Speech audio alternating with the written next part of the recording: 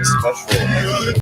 This is the first of the Void, an American Experience, where basically I bring on a guest,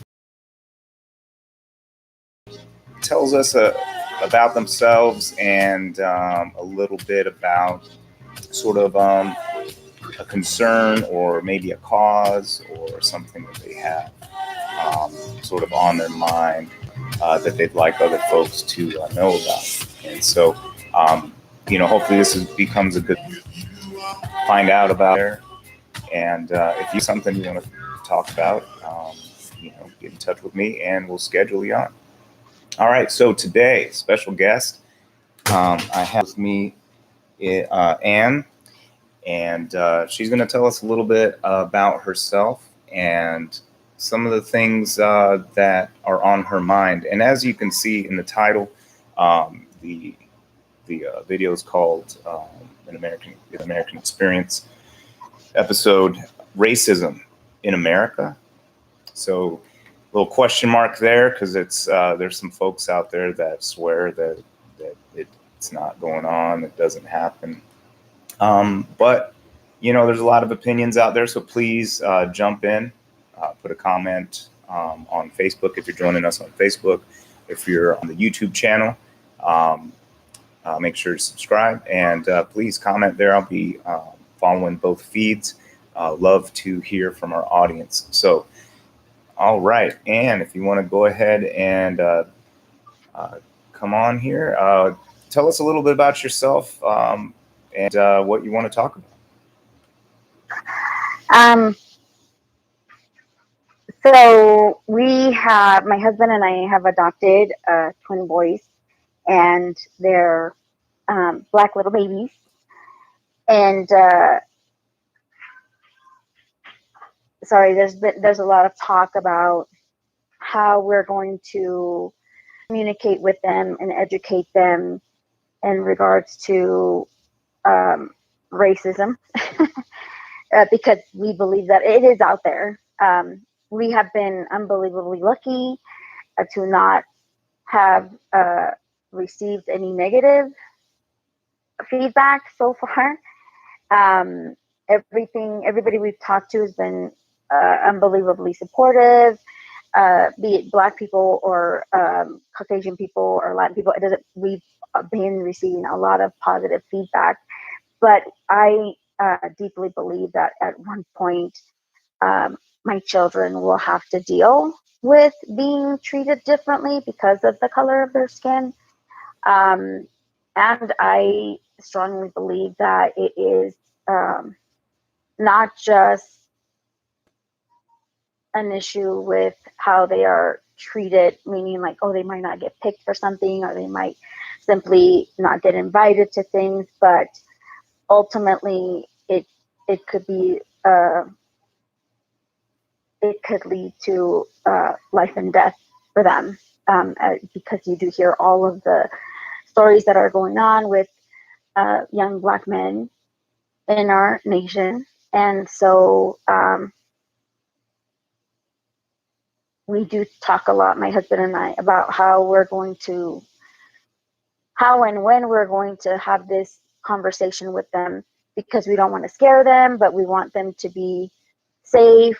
Our goal is to raise them to be respectful, young, wonderful men, but we would be doing a disservice to them if we do not explain to them what their reality is. And so I do understand that some people don't believe that it's happening, or they don't believe that it's happening as often. But I think it only takes one time for something to go wrong. Sure. And so I feel like it's very important that people are aware, and that we, again, educate our children properly at the right time, with the right verbiage. Let me ask you this. Thank you, by the way, for sharing that, because I know that that obviously it's a major concern for you. What are, I guess, have you run into any signs of racism or anyone treating your kids differently? No,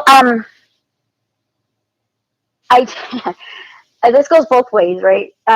Because we are not black, and there was one time when we were at the mall walking with the kids, and my husband was chasing one of them, and I heard a girl say something about um, she said white. She said these white people with babies, and then as I was chasing my husband with the other baby, then I heard them say, "There goes another one," and that was the first sense of like because we're in a racial family, um, that it was frowned upon. I mean, we knew to expect it, right? You go when you sign up to adopt a baby of a different race, then I feel like a smart person would be aware that you're going to get some looks, some questions, some people that disagree on all sides, not necessarily one or the other. So I was a little bit shocked, but that we got that. Other than that, when it comes to boys, um, no, we don't get, I have yet to see anybody treat them poorly or hear of anybody say anything negative or positive in regards to like, I mean, you hear all the time about people saying, oh, they're going to end up playing sports or they're going to, things of that nature, which to some people can be offensive because you're thinking, oh, they're black, so they're going to be great basketball players. So, I mean, whatever they decide, if they want to play basketball, that's great. If they want to be architects, that's wonderful. Whatever they decide, we're going to be there to support them. But I have yet to hear or see anybody treat them in any way or shape or form because of the color of their skin so far. Well, good. But I do wonder, yes, right. I do wonder a lot, like, oh yes, because we do get a lot of, oh my gosh, they're so adorable or beautiful children. I wonder how long that's going to last because eventually my understanding is that as they get older, people will stop looking at them as adorable children and start looking at them as young black men. So what is your I guess what's your take or perception of the view that you're afraid of? Like, I guess where is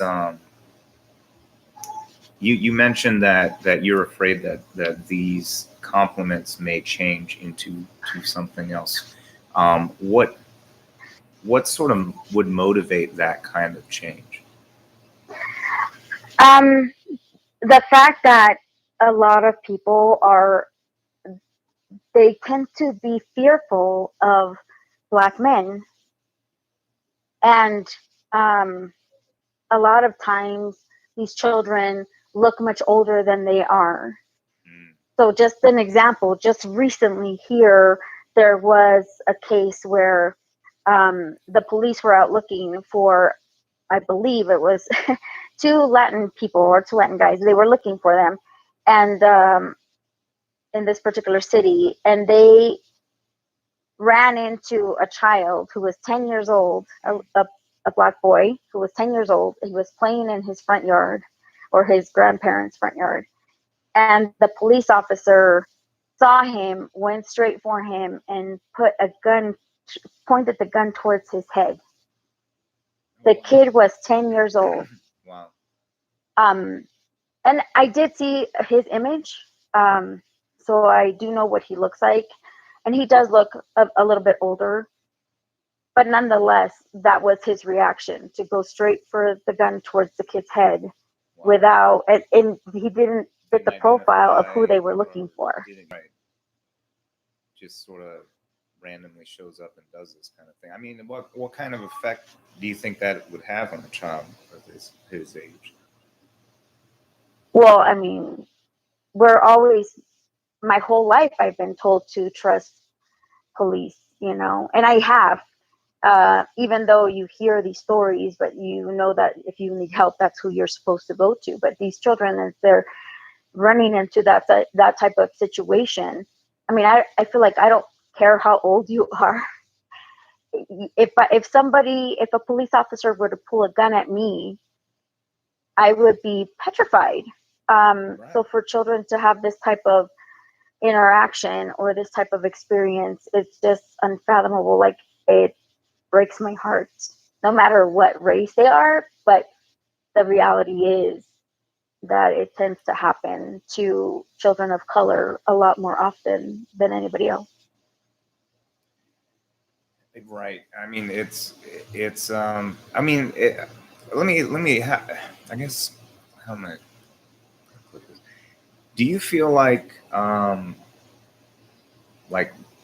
white kids have to have the same kind of concerns or talks? I mean, do you think? Well, I guess let's back up for a second. Why don't can you talk to us a little bit about what Well, types of what let you would? Yeah, go ahead. sorry, let me put it this way. Um, when we were filling out paperwork, um, and one of the questions is the race. Are you willing to take a boy or girl? Are you willing to take multiples? Are you willing to take what race? And we selected whatever. We knew that we would love whatever child came into our home.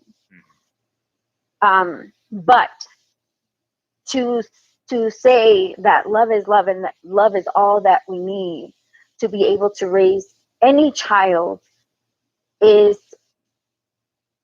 to be ill informed, because you can love a child as much as you want, but if you do not understand their experiences, which we would, I'm not black, so I wouldn't be able to give them um, certain words of wisdom. We would have to find uh, friends that we would be able to have conversations with.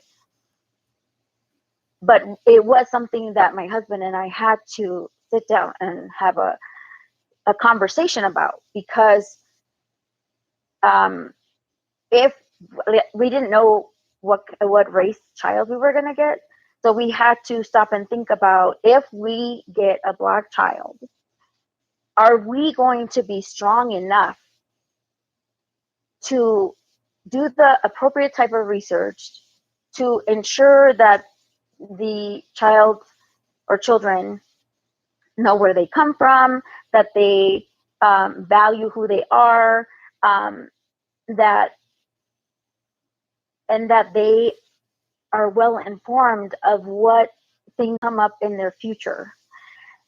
The fact that we do have to have a conversation at one point or another with our children to let them know that people may say things and they may not mean it in a certain way. They may just be ignorant versus being malicious, right?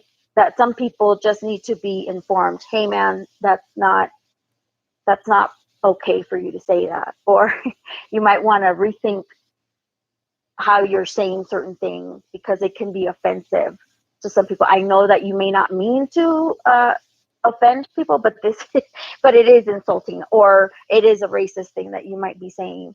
Um, and then, of course, the big thing, which is the police, right? If you need help, you should be able to go to the police, but to also teach our children that if you get stopped, you stop, and you are respectful. You do not run away. You be as polite as possible, and you do what they ask you. It's, I don't think, I didn't think about those types of conversations have we had a biological child. It didn't even, I see. it didn't even really compute. It was not something that, I mean, I'm sure that eventually you would have to have some sort of conversation with your especially with a male. You want guys do crazy things, so you want to make sure that they're not getting into trouble. But um it was not we didn't think about having that conversation because of the color of their skin. you see what I mean? I see. Right. Now it's become extremely relevant, and like, I don't want to be dramatic, but it is something that, um, I mean, kids die over it. You know, it is happening. Some people say that it doesn't happen as often as you might want to think, but all it takes is once. All it takes is one time. Yeah. I mean, we hear about some crazy things in the news. Do you think that what's your opinion about all of the stuff that's happening out there that's that as far as the media is concerned, as far as the different viewpoints that are going around right now in the country?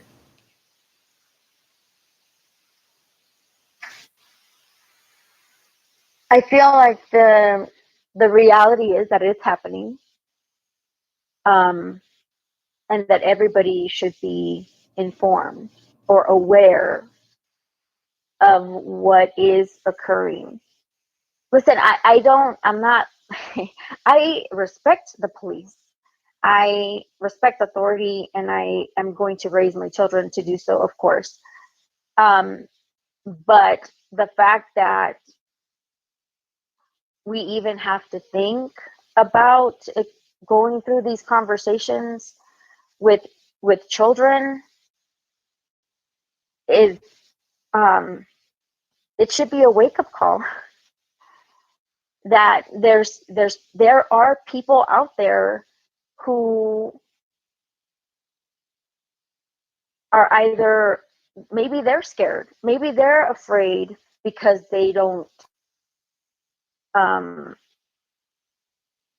because they may not know that they might be a little bit racist, or they might have this fear of, you know, of what's out there, I guess. But the fact that children are being impacted in this matter is just unbelievable to me.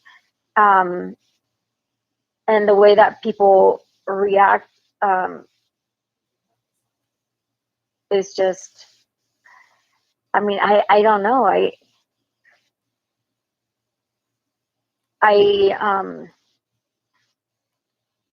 I feel that's important to have all the information put out there so that people do know that it's still happening.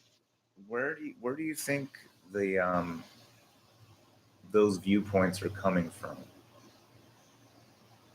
I mean, because there seems to be like a pretty big uh, disconnect. I mean, it's a big disconnect between saying that racism is happening and a group of people that say racism's not happening.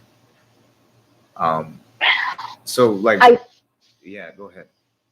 I would say that the people that think that it's not happening are just simply not made aware. Either they're not, they're either don't they do not have friends of color, um, or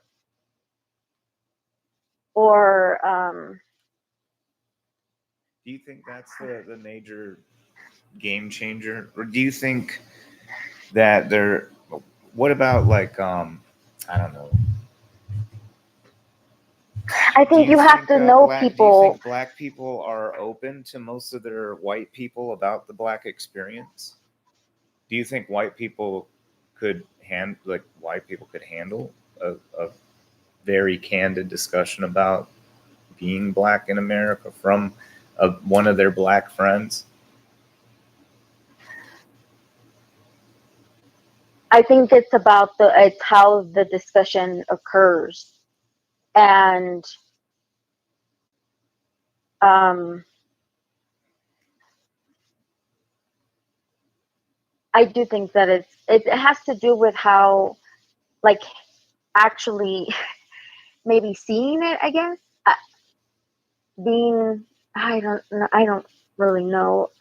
I do know that I had a friend, or I have a friend who, so another friend of mine of color, we were having conversation, and she was, Caucasian, and she did actually say, like, why do you guys keep bringing this up? And my friend and I kind of laughed, and this was before the kids, but we kind of laughed and we said, because it's still happening, because you may not understand because you're not seeing it, because you don't see it where you live, you don't see it where you go, you don't see it around you, but it is happening. So when we're having these conversations and we're telling each other our experiences, and that's because it's relevant to our lives. Like, and now she has been around more people of color, and so she is more understanding. Do you see what I mean? I don't know, but I do think that it's important to speak about it, because so I mean, when you listen, said, was she pretty I'm sorry, were you saying something? no, I was just gonna say, you're not people are not always gonna be around when things go down. No. So, and you're not gonna be like, well, did you see that? Sometimes it's just a matter of experiencing it yourself, even though it may not be happening to you, but you actually see it. Sure, like maybe see the interaction help happen around them, like someone being profiled someplace, or someone else saying something somewhat racist, or being aware of those things. Is that what you're Yeah, that saying? they Seeing and now obviously that will be the most impactful, but nobody wants that. You don't want everybody to, well, you don't want it to happen to begin with, right? You don't want any racism to happen, but I feel like some people need to see it in front of them before they really understand.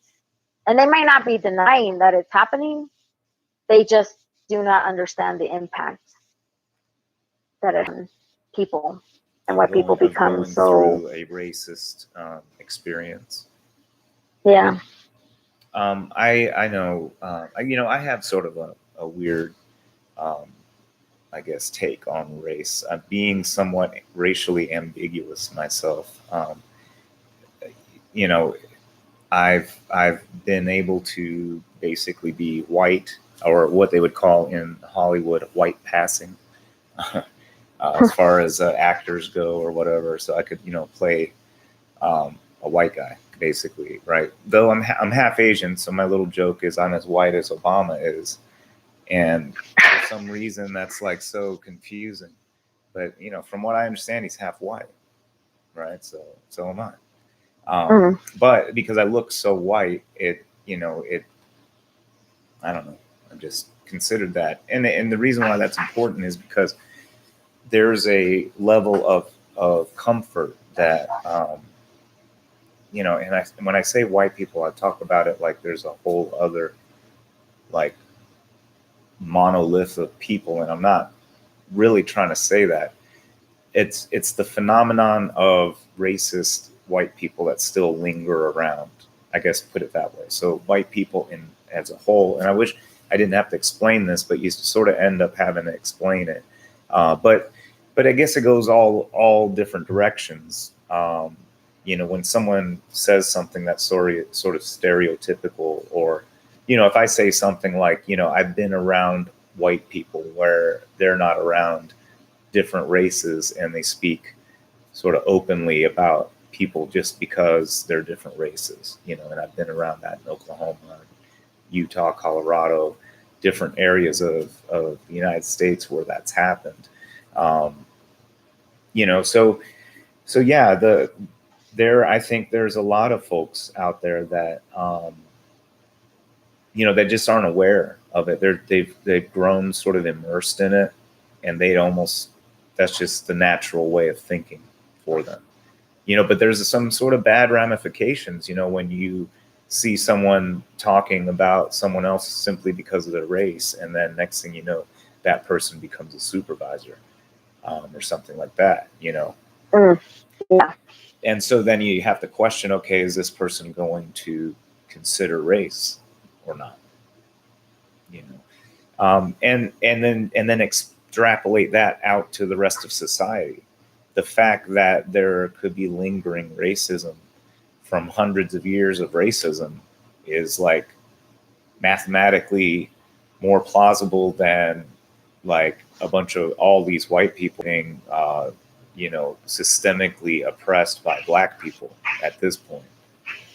Still, many years after desegregation and stuff, but you gotta think like desegregation. There's still people that dealt with segregated schools alive.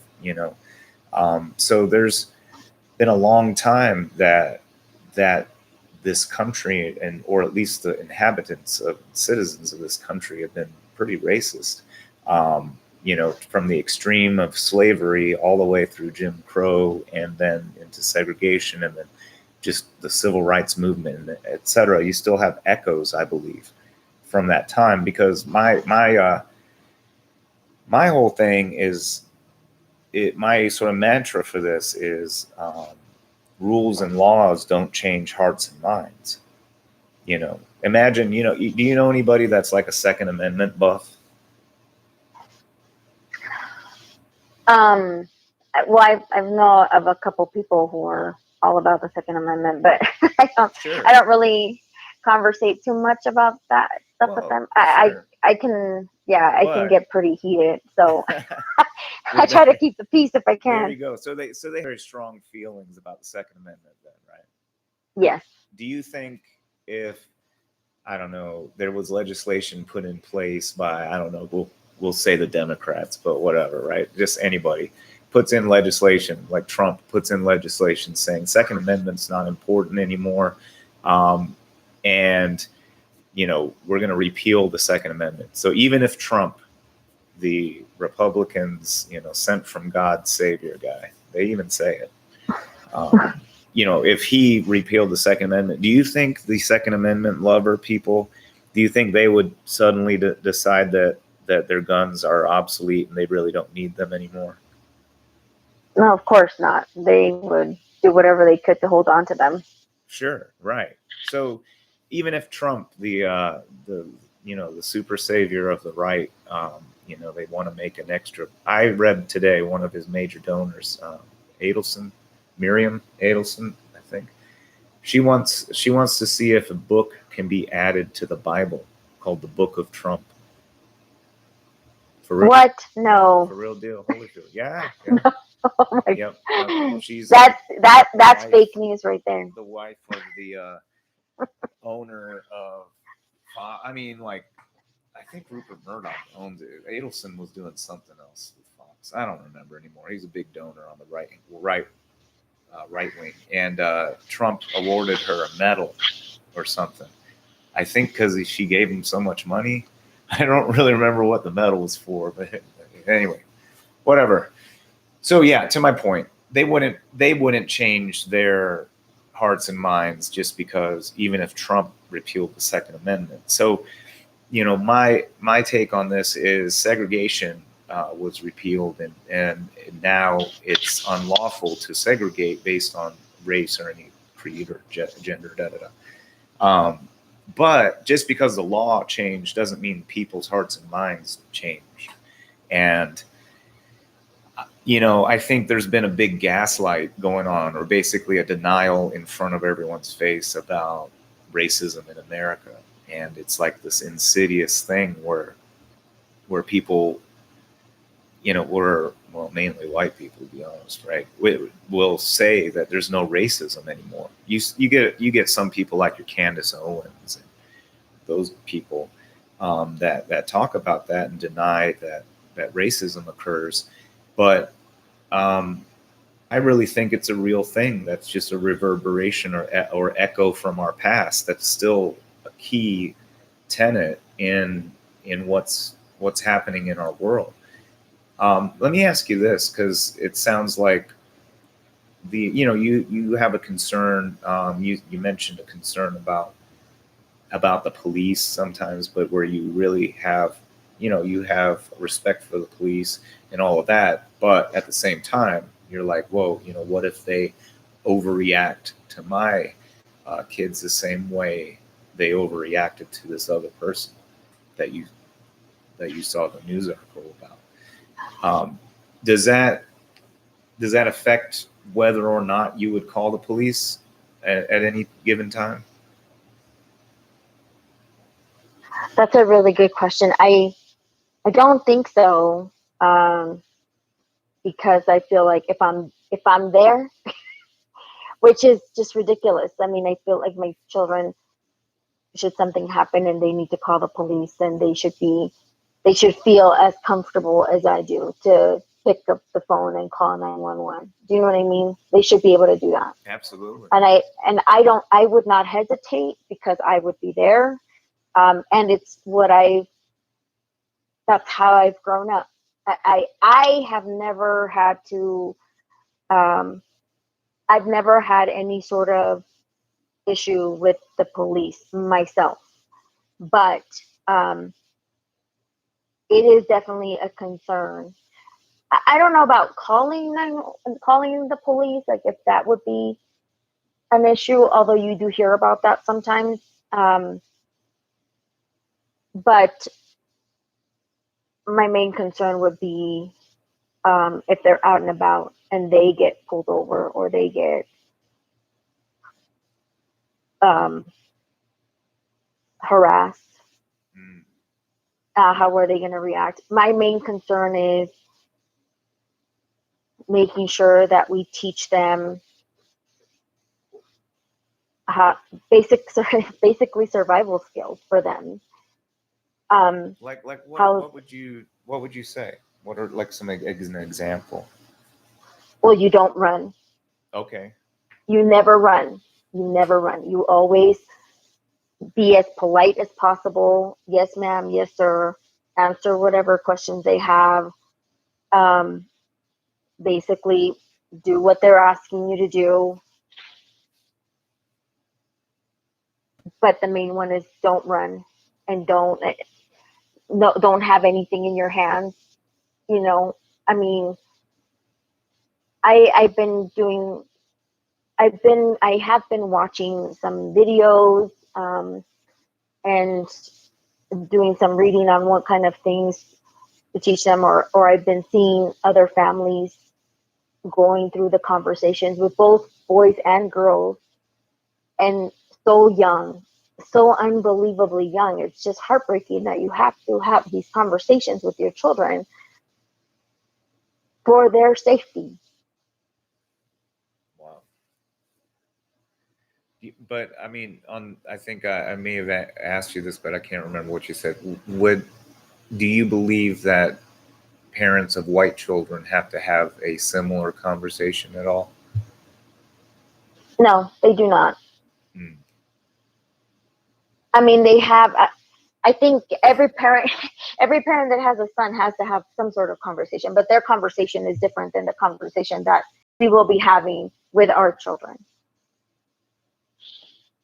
I see. They may not necessarily have to tell them not to run. I mean, you shouldn't run either way, right? Yeah. You shouldn't run, but like we have to make sure they understand that is not an option for them because we want them to come home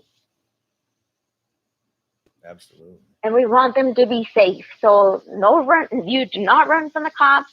You do not have anything on your hands. Be as respectful as possible. No smart mouthing. That kind of thing where, I mean, I hear stories from friends that they're telling me how they got pulled over and they were being smart Alex. Well, um, and they were fine. They were let go. What are the chances, in my mind, what are the chances that that would happen with my children? Probably not very good. Well, I mean, so this is a lot of caution to be having for people who are supposed to be, public servants. They're people employed by you as a taxpayer to, you know, for your benefit, supposedly. What? Yes, but they have a gun Yes, right, right. and they are trusted beyond, like, how many times when you hear stories of people getting pulled over, or like, you tend to give the cops the benefit of the doubt because you do believe that they are there to help the community, and you do believe that you want to believe that they don't have any, that they're not racist, or that they don't have. I don't necessarily want to call them racist, because I'm not sure if that's the right term. If they're out there risking their lives every day, and if they see something that they think is going to be a danger to them, how are they supposed to react? But on the other hand, it's also somebody's life, and they take it in a split second. It happens that they don't stop to think, or stop to, hey, this is a kid, or ask a question, or I don't know if their adrenaline is going or what's going on, but that, I feel like we shouldn't have to worry about that. But the last thing you want to do is have your kid do something like turn around too quickly and then get shot. Do you know what I mean?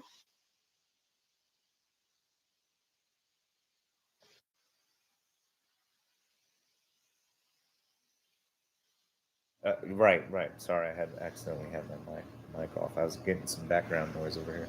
I don't know. It's fine. So, what do you think? What do you think that the police could do about that? Should they be concerned that you feel this way?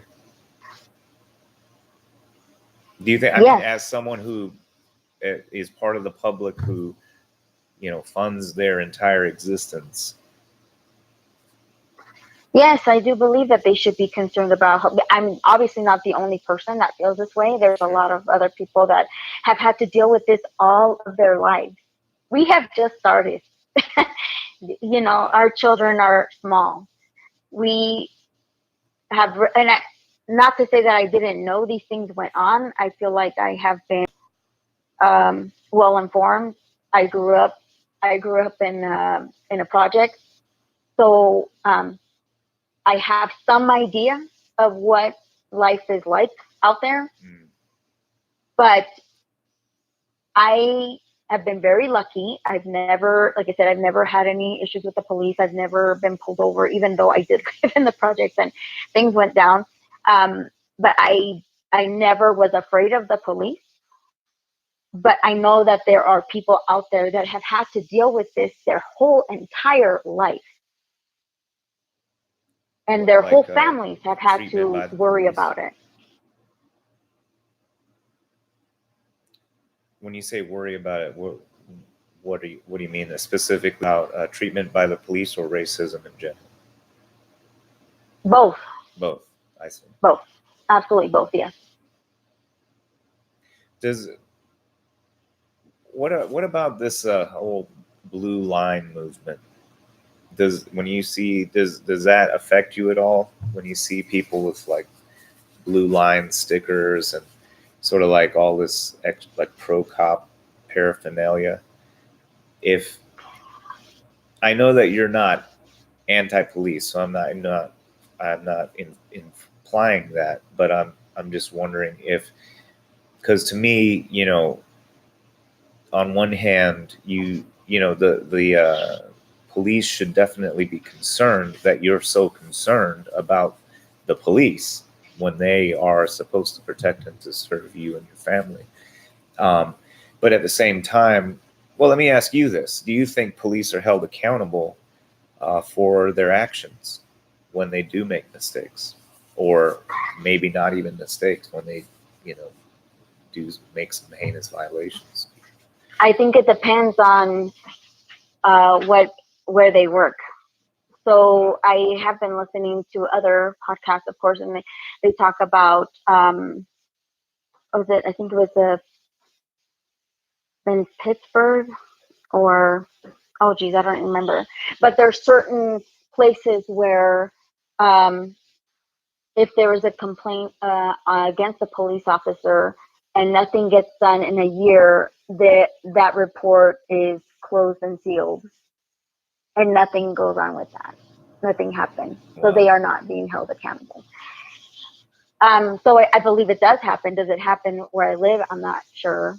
I haven't read up on that or heard much about it. Um, I just think that we all need to work together to figure out a way to help one another and to trust one another fully the way it should be. But that's also, I understand that that a sense of me being unrealistic or being too like like what a wonderful dream, right? To have everybody get along and everybody be safe, when the reality is that it does happen. Um, Other than that, I think every police department should make it a point to try to get help on figuring out how to be more trustworthy with the people that they serve. Um, I'm not. I mean, obviously, like I said, I'm not. I'm not against the police. I think the police department is, here to help, but there are some that just are scary. They're just scary people out there. Um, What do you so think it's hard. what can police departments do about those sort of scary people? Like, we, how can we flush them out as a society, do you think? If they definitely have to be reported, and I think that they do need to be looked into if they are reported. And like I said, some places they will hold on to the report for like a year, and then it's sealed and goes away, and they don't have to worry about it, which is completely inappropriate in my eyes. But I mean, it is happening out there in certain cities. Um, they just, yeah, they need to, certain jobs are not for everybody, man. And if there's somebody out there that they've just seen the worst of the worst as a police officer, and that makes them lose uh, their trust in everybody of any race, just because that's that's a bad seed, that they should be moved on to something else. You know what I mean? Like, I get it where they have seen some really horrible things. There's no doubt about that with many of them. But if what you have seen makes you then start to think that everybody is out to get you, like to the point that you just shoot, then you need to be moved on to something else, or that's not, you're just not, that you're done with that career. Well, who's going to hold them accountable? Because I think what we have, like right now, they sort of investigate themselves. Most times, like more than half the time, they always, they say that whatever they did was justified. And then you have people like your DA and those folks, and even some of the judges who, they have to work with some of these police, over and over again. And so, do you think, what can we, if some of those people are sort of being lenient on the police and not really, acting as a check or a balance on them, what can we, what do you think we should do as society to sort of squash this thing?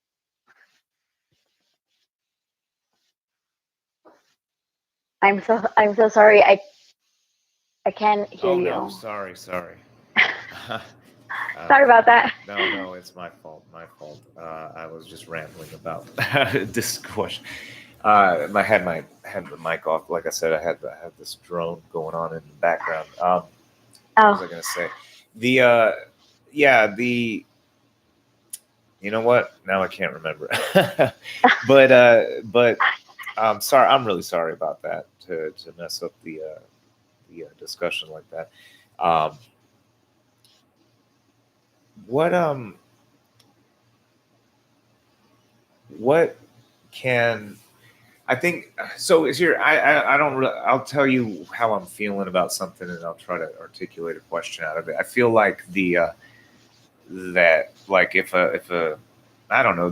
Wasn't there like a shampoo commercial, or was it Dove? Maybe it was lotion or soap or something. They did something and people thought it was racist, and then they went on like bent over backwards to apologize that they didn't do the racist advertisement on purpose. I think it was Dove. Do you remember that? No, I think I may have heard something about it, but I don't really Well, yeah. So I remember. mean, the big point is like, just a hint that they might have made a racist advertisement, and they're like bending over backwards, apologizing, and making big stink about it. But when the police are like told, hey, the FBI made, back in, I think it was 2011, the FBI conducted or actually released a research document saying that the police departments across America are being infiltrated by white supremacists. And if you haven't heard about that, then that's probably telling as to why as to basically the media landscape that we're in, that kind of what I think is a big deal was not really made a big deal. And so a lot of people don't know about that. So it's an old study, but done by our own FBI, saying that police departments everywhere are getting more and more of these people. And I don't ever, and maybe that's the media doing it again, but have you heard of many police departments out there really trying to make you feel better about them not being racist, or trying to ensure that they're not doing things in that manner? I had not heard of that report, which is very shocking. But no, I'm trying to think. Um, I'm trying to think back to when I was a kid and the type of interaction that I would have with police. I knew that they went into our schools, and talked to the kids there. And like I said, I lived in the project, so I would see some come and go. Um, and they were always very nice. But I was also pretty young and a total nerd, so I didn't really, and I didn't see. Yeah, I'm just trying to remember what made me feel okay with them, or if anything made me more afraid of them. But no, I just, they were all pleasant interactions that I had with every police officer that I met, so I didn't have that problem. And now, um, um,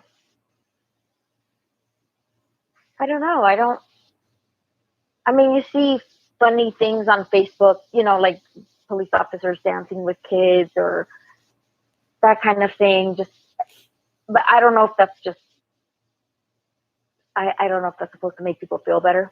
It's just what's going on is just a little bit too scary about what you hear. Right.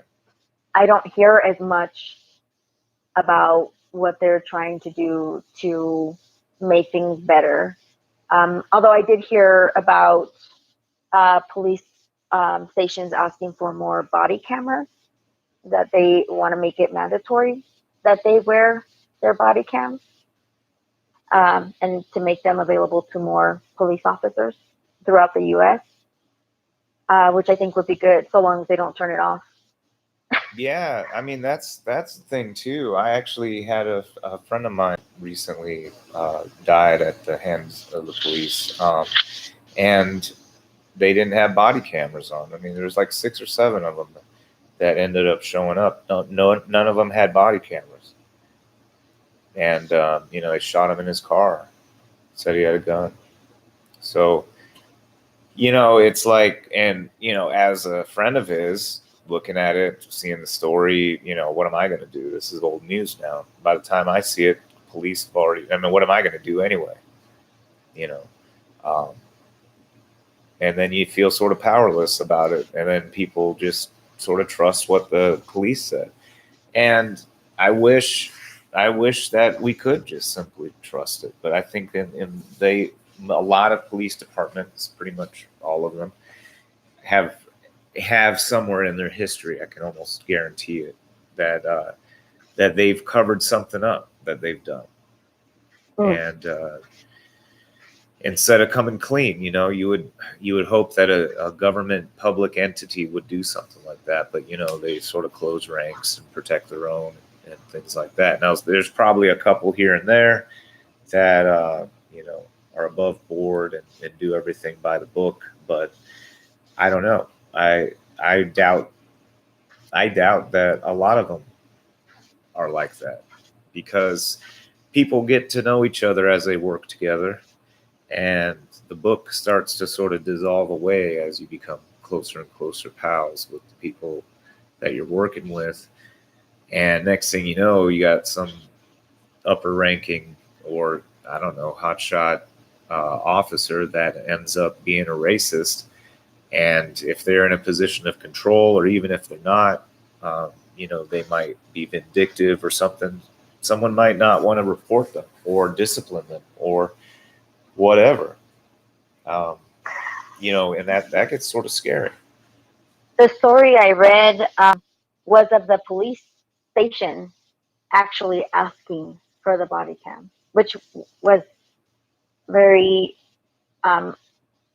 it was very interesting. Yeah. But the thing is that when they have them, when they're wearing them, it's not just to see what they did wrong, but it can also help them, right? Because then they're able to prove if there was some wrongdoing, right? That exactly. they reacted properly, so it would benefit everybody, right? I think if they had the cameras. Exactly. It would be like covering their own butt, Yeah, which I thought it was so cool to hear that they were pushing for it, that they wanted to have these cameras, and that they were willing to see. Okay, so that's a good example of something that they're doing to try to what's the word, to I don't know. Sort of assuage our fears a little bit, to make thank you. Sort yes, of a better public relations situation. Yeah, exactly. Yes, absolutely. I think that was more would do that. I think, and you tell me if you feel differently, but I feel like there's sort of a protective, sort of like protect your brothers kind of fraternal kind of feeling amongst police. So, for instance, I feel like it's a great idea to have these mandatory body cameras and things like that, because here nowadays, pretty much all of us work under surveilled conditions. I mean, if you work at a call center, for instance, you're under cameras all day long. Every inch of that floor is covered somehow by a security camera. Or if you work in an office building, nowadays there's security cameras everywhere. And any of them can be recalled if needed,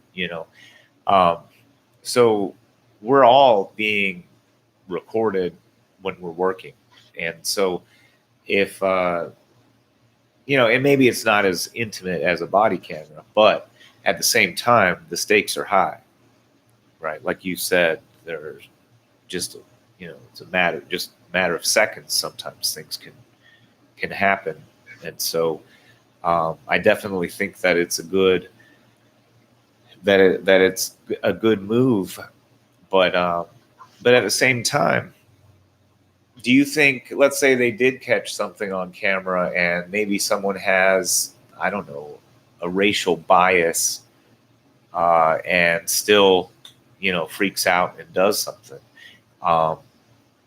At the end of the day, someone got hurt or killed, and it's on the body camera, but without, the right judges, without the right method for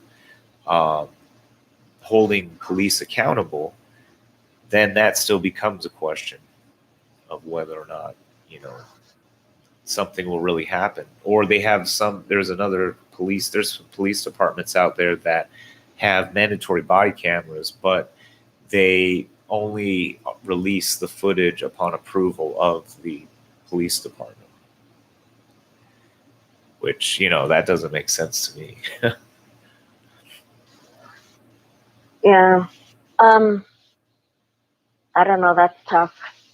Yeah. That's, Well, do Um, you find yourself getting active at all with community or with anything like, I don't know, city council or something to address some of these concerns? no, not, uh, no. To be quite honest, I have not. Um, I feel like, well, I'm more concerned right now about trying to make sure that I'm raising my kids. You know, they're really really young, so I'm more, you know, trying to get situated at home. But I do hear a lot. I do keep up more with a little bit of politics that's going on here, and of course, you know what's going on uh, outside. I just I'm just trying to pay a little bit more closer attention to what's going on out there. Right. My Well, main focus is yeah. trying to make sure that I'm raising them right, and that I'm teaching them what they absolutely need to know to keep them safe. That is, I mean, obviously it's very commendable, but it's really a tough time when that is something that has to be, you know, something that you have to do, but not other pockets of our population may not have to have that same type of Yeah, but approach, you know, and that says something about our society, I think. here's the thing. This is new to us. People have been having to have these conversations Oh with their yeah, children for centuries. right, absolutely, So absolutely. it's new to us, but not new to so many people. Right, right. And I think, you know, one of the craziest things to me is the fact that some people won't just, you know, just sort of stop and listen. You know, there's these, you know, there's all these rebuttals that walk away from the subject of it. You know, like for instance, if someone, I don't know, there's probably someone that's going to listen to this podcast and write a comment saying something like, well, what about black on black crime? You know, you didn't even talk about black on black crime. If you really care about, you know, the way that, you know, black kids look or to whatever to the society, then you should talk about that. Um, what do you say to people that say like stuff like that?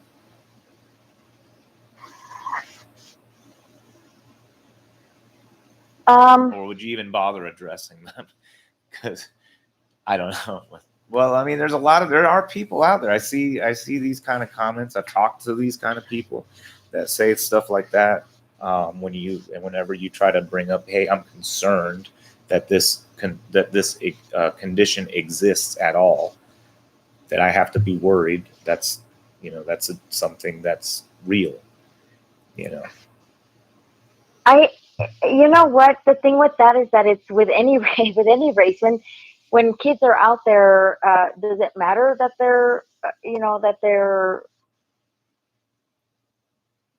just being crazy kids out there causing havoc? I've seen Latin kids, I've seen white kids, I've seen black kids, and they, like I said, I grew up in the projects. I've seen good and bad kids of every, pretty much every race out there. It's not like the concern for me is that my children are not they should be able to go to specific people for help instead of fear them. That is my concern right now. Right.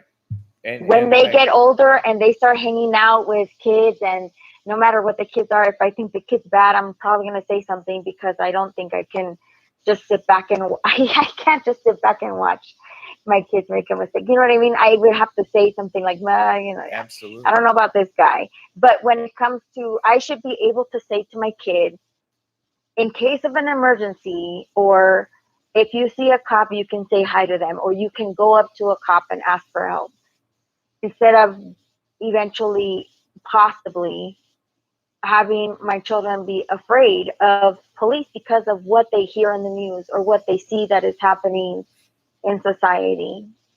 I'm not going to be able to shield my children, and nor would I want to shield them from the news or from what's going out in the world. They need to be aware of what's happening. So my main concern is the fact that I have to have this conversation with the kids for their safety about how to interact with people that are supposed to be able to help them. Yeah. Well, I really hope that things start to change in general, as far as just how people, how the police and this, you know, the fact that they have deadly power. Um, I just hope that this whole thing, you know, can somehow at least be illuminated to the point where people are agreeing, like, hey, we need to revamp training, or we need to do something to where this type of incident isn't happening a lot or at all, you know, basically. Um, and I hope, you know, this kind of dialogue, um, you know, gets people really thinking about the notion that, hey, there's some folks that have a different experience than other folks. And if you're not, if what, for whatever reason, if, you know, whatever that difference is, whatever motivates that experience, some people just, you know, they just should sort of listen to the fact that someone feels a certain way, because there's something motivating that. And you know, the only way we can really change it is if people, you know, because the police are people too. The police that, I mean, the, you know, people that, you know, that would argue against us, that we are concerned for no reason.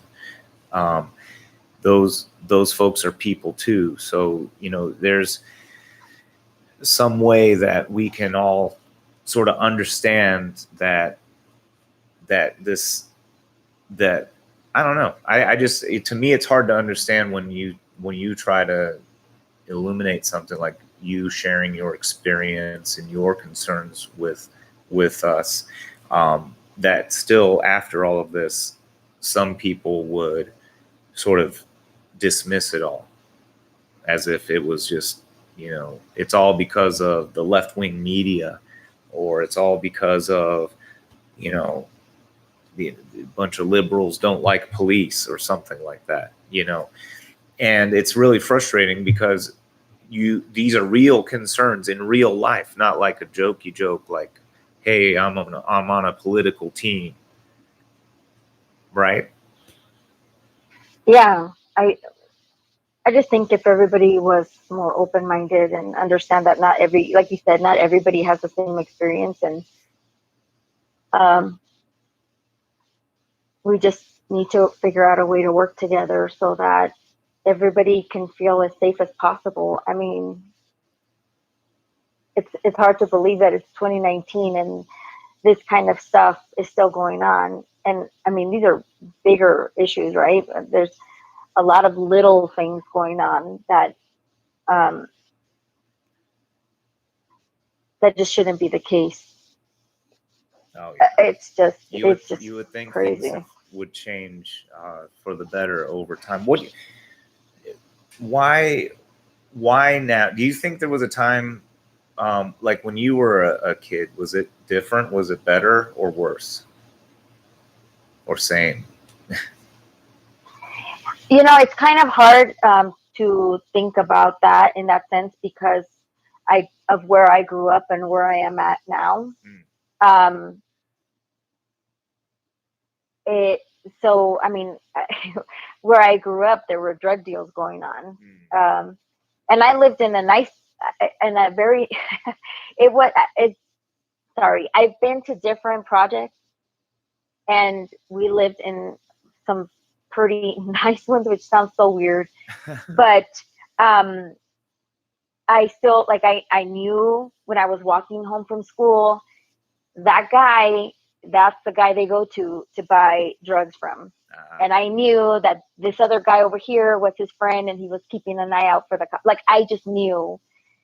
Um, so it's just it's just so mind baffling that these are concerns that are coming up now when because people think, oh well, you're in a nicer area so that shouldn't be a problem, but it's the opposite. Like mm, it is a little bit, like I said, we've always been treated very well. Nobody's ever said anything bad. And I am not, I am not nervous that my children will be treated poorly by the people we know because we know them and we love them. And we don't have that concern. The concern is as they get older, the new people that they meet, how are they going to be treated as they get older? Because the other factor too is that they're they're a strong minority here, mm. right? They're and a lot of times it's like I said, it's not people being racist, it's just people being ignorant or being scared of something that they don't know. So I do think that people getting to really know each other and embracing each other's ethnicities and races, and I mean, I just feel like if you get to know people, their different religions and their different cultures, then you can really learn to embrace them, and then you wouldn't be as afraid. Mm. Yeah, you would think the American experience, a melting pot, people would be more into it. But we're seeing the rise of people that are calling for a white ethno state, and they want to claim America to be that place.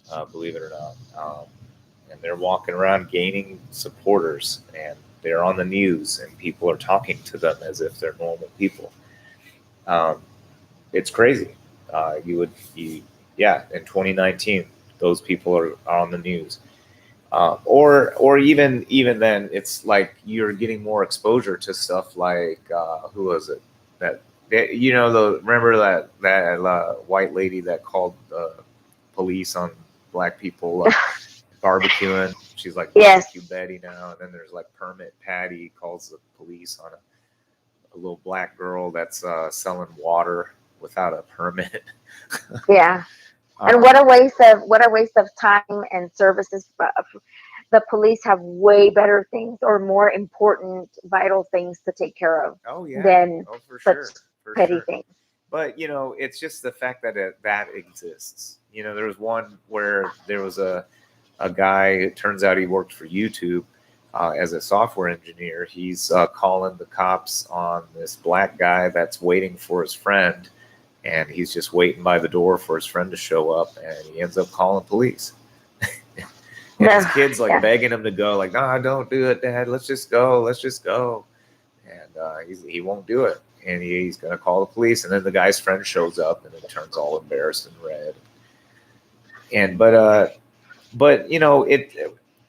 it's just crazy stuff, and that stuff seems benign enough. But then when you tack on the idea that there's white supremacist elements in certain police departments, not all of them, but there are some out there, and then on top of that, just a lot of stuff like media doing stupid stuff. Like there was a pretty crazy comparison that was going on back in the day. It was maybe like 6 months ago or something. There was some guy in Colorado. It might have been, I don't know, somewhere out west. He ends up killing his whole family and then putting them in like an oil drum or some vat and leaving them there, right? And they're like all the pictures of him are from like their high school yearbook, or they're from the from a photo album, and it's like fun family pictures. What happened to this man? Da da da. And then it's like, someone gets a parking ticket and they're black, and it's like, it's like they got roughed up in the interrogation room, and they take a picture, and then that's like what they use, and it's just this crazy sort of imagery that goes out there in the world where, a Latino guy is going to they're going to use a picture that's not going to be as flattering as a white dude, unless they're trying to unless it's a Florida man story, and then they'll do it, but if it's a farce or something silly, like that.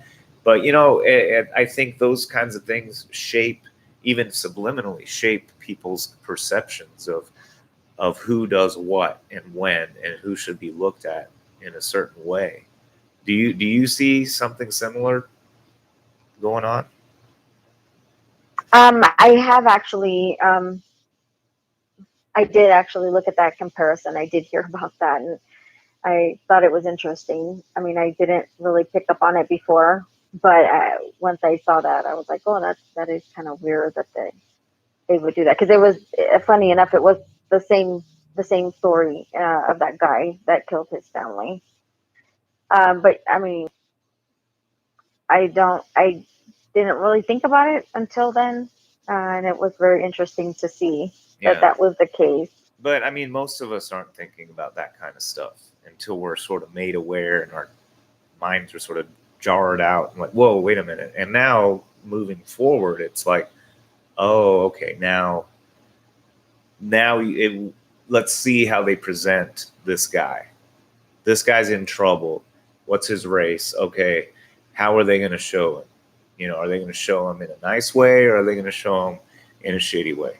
And, it's always a question. And it sometimes depends on the media outlet. And that's where that's where stuff gets weird, because, we don't know what's right or wrong. So you can't definitively say one thing or another, because someone's going to write an article, even if they have to lie about it, they'll write an article that's opposite of whatever's out there, just to be a contrarian point, and now you don't know what's real or what's not real, or blah, blah, blah. It's just, I don't know. It's a crazy.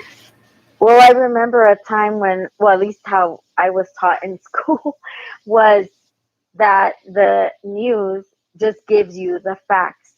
They don't give you, the reporters are not supposed to give you their opinion.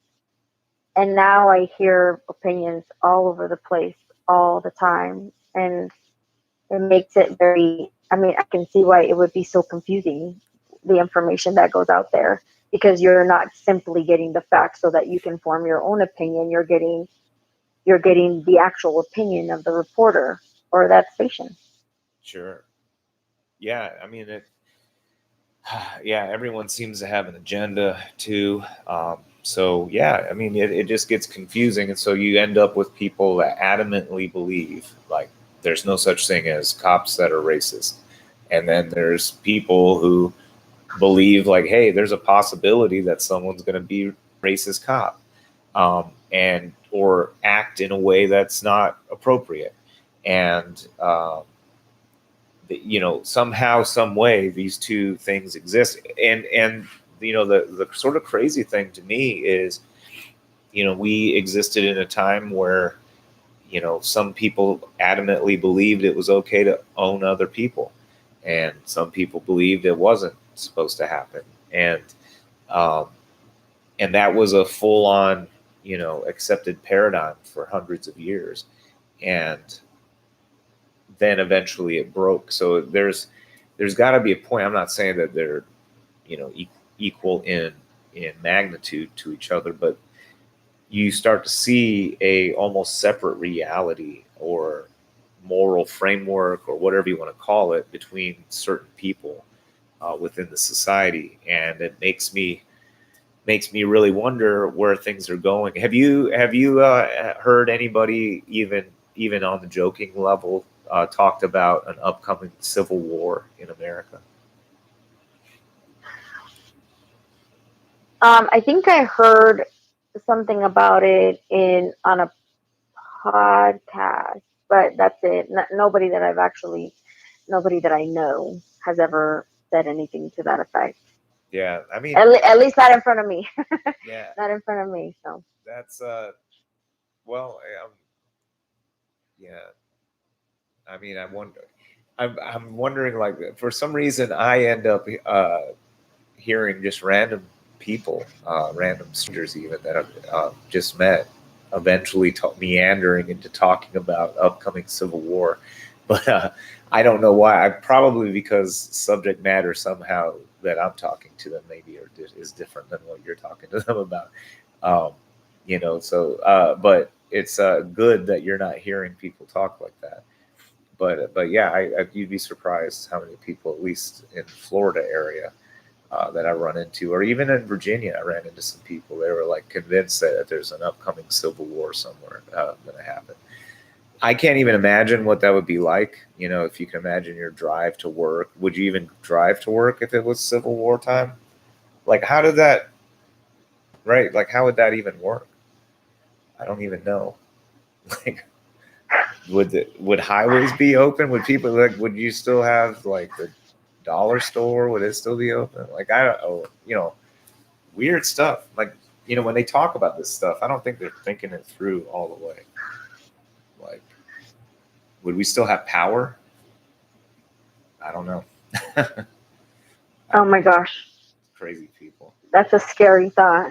But yeah, I don't know. I see it a lot. I mean, if when I troll right wing websites and stuff, they actively talk about having a civil war against liberals. Um, that, I mean, and they're getting, they're armed for it. They're already got training camps. Actually, a couple years ago, there was a story already out about training camps for right wing militias and stuff. They think there's a socialist threat coming, and they'll be, I don't know. They're prepping for civil war, but it sounds ridiculous. But then again, if one side's actually preparing for civil war, and I don't even know what the other side is, but there's a group of people out there. So I don't know. Sort of scary stuff. But yeah, I don't know if it's something worth looking into or not. But it's out there. I don't know if it might be depressing to know about. But any final thoughts? Go ahead and get ready to close out the podcast. Yeah, and any final thoughts that you have? No, I think I've said pretty much everything I was thinking of saying. Yeah, some pretty heavy thanks stuff. so much for having me and for asking.